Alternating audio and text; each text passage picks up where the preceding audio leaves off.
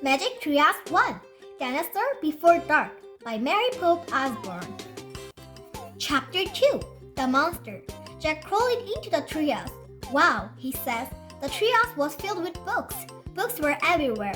Very old books with dusty covers and new books with shiny, bright covers.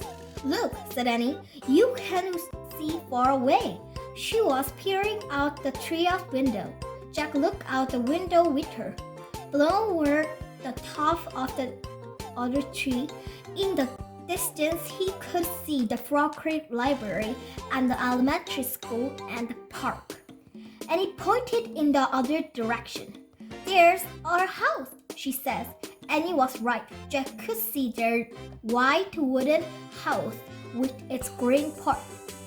In the yard next door was their neighbor's black dog, Henry. He looked very tiny. Hi, Henry, shouted Annie.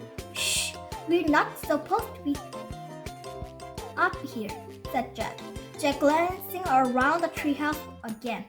He noticed that bookmarks were sticking out of many of the books.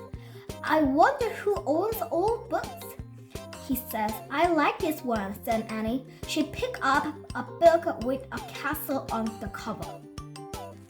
Here's a book about Pennsylvania, said Jack. He turned to the page with the bookmarks. Hey, here's a picture of Frog Creek, said Jack. It's a picture of these woods. Oh, here's a book for you, said Annie. She held up a book about dinosaurs. A blue silk bookmark was sticking out of it. Let me see, said Jack. He set his backpack down on the floor and grabbed the book from Annie. Okay, you look at that one and I look at one about the castle, said Annie. No, we better not, said Jack. We don't know who this book belonged to. But even as he said this, Jack was opening the dinosaur book to the place where the bookmark was. He couldn't help himself. Jack turned to a picture of an ancient flying reptile. He recognized it as a pteranodon. He touched the huge bat-like wings in the picture. Wow, whispered Jack. I wish we could go to the time of pteranodon. Jack studied the picture of the old-looking creatures soaring to the sky. Ah! Screamed Annie. What? Said Jack. A monster! Annie cried.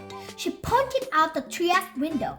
Stop pretending, Annie, said Jack. No, real, said Annie. Jack looked out the window. A giant creature was gliding above the treetops.